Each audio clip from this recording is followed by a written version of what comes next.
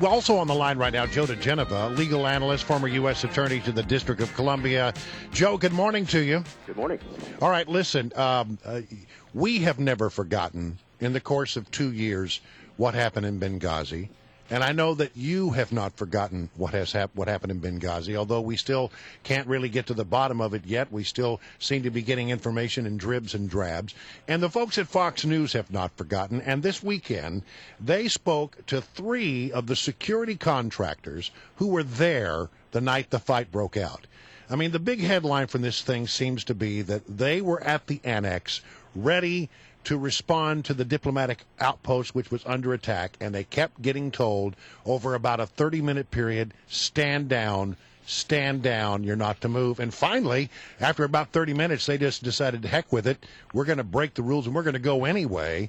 And they believe that if they had gotten there 30 minutes earlier, that they might well have saved lives. Your thoughts of all this information that has come to light as a result of these interviews? Look, this is a never-ending story, and it's never going to go away. And the reason it's never going to go away is that the administration has lied repeatedly about what happened that night for political reasons. It's no longer a secret about what happened. These 3 people that Fox interviewed for their special that Brett Baer did, beautiful story, were interviewed by the House Intelligence Committee. And there is a scandal brewing now about what happened during that interview.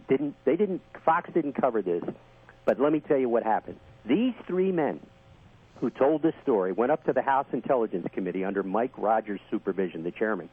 The chairman instructed his committee lawyers to basically try to destroy the story that these 3 men told Fox.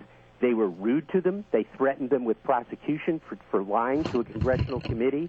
And it was only after these 3 men told Mike Rogers' people that they had told the same story to Speaker Boehner that Rogers' people backed off. And let's remember, Rogers' chief of staff now works along with Mike Morrell, the former deputy director of CIA, in a Hillary Clinton consulting firm in New York. Joe, why would Rogers do that, though? I mean, he's really been outspoken on wanting to get to the bottom of what happened. No, he hasn't been outspoken. What he's done is he's woven a web, a fascinating web. Well, everyone who's ever seen this story wants to know why Rogers stood up in a meeting of the Republican conference within the last 45 days and said to them all, there should be no select committee. You people are going to make fools of yourselves. We've already settled all the questions here. Why are you doing this? And a group of members stood up and berated him. Something is going on here with Rogers. What do you think? What's his motive? You know what? We have tried to find out why his wife resigned from a Washington law firm, left her big job with a British defense consulting firm, which had billions of dollars in contracts with the Department of State. She has disappeared off the face of the earth.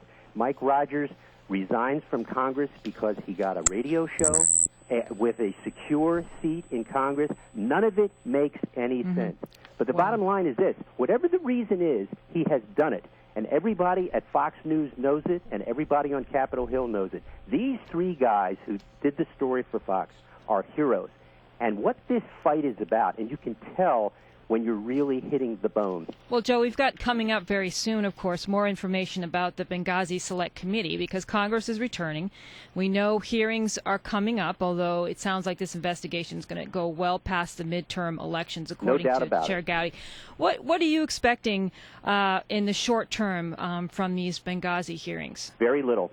And the reason is that Trey Gowdy has made a determination to do most of the important questioning in private with depositions out of the public eye in order to avoid the kind of spectacle that occurred at some of the committees with Elijah Cummings doing everything he could to minimize and belittle witnesses who have something truthful to say about what happened at Benghazi. What Gowdy has tried to do, his first set of hearings is going about the Accountability Review Board, which everybody knows was a farce. It was run by the State Department. Run by the State Department and Admiral Pickering and they never even questioned Hillary. And Admiral Mullen. I mean, they never even interviewed Hillary Clinton for heaven's sakes, or Patrick Kennedy, the guy who was in charge of security along with Hillary Clinton and who got her to waive security requirements. I mean, everybody forgets that Hillary Clinton had to personally sign documents waiving security requirements at that particular facility under U.S. law, and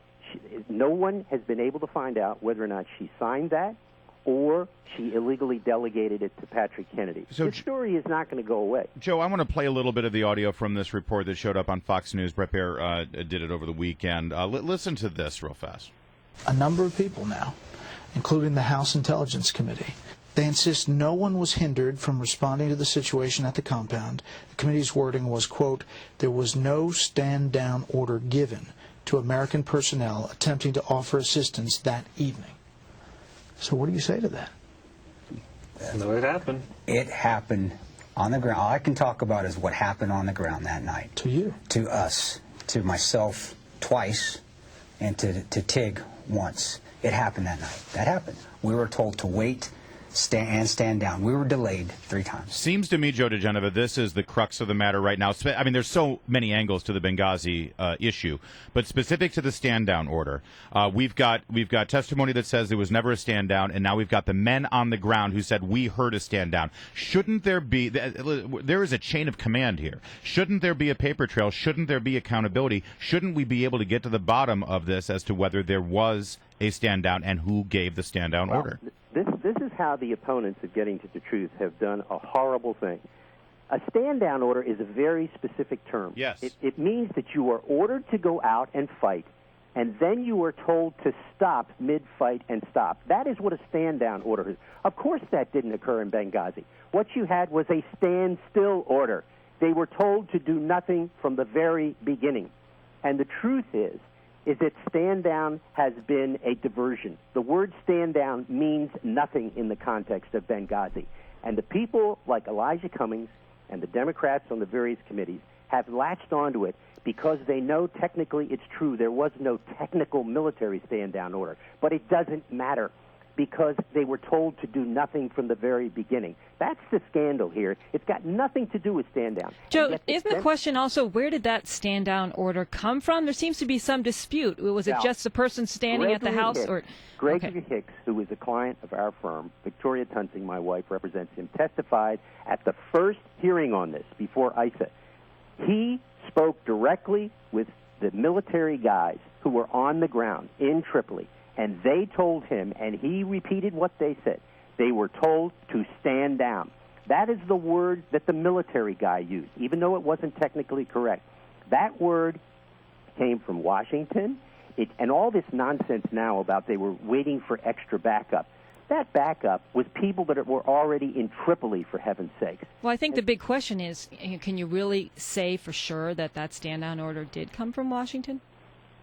I don't have any doubt that it did. And Mike Morrell, who has testified this now about a number of times differently, who has actually not told the truth until pressed to do so finally publicly about it.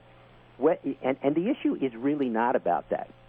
Even if it didn't come from Washington, the most important thing of all is every bit of judgment and orders about what the security at Benghazi should be was all made in Washington. It was Hillary Clinton and Patrick Kennedy who rejected the request for security from Ambassador Stevens.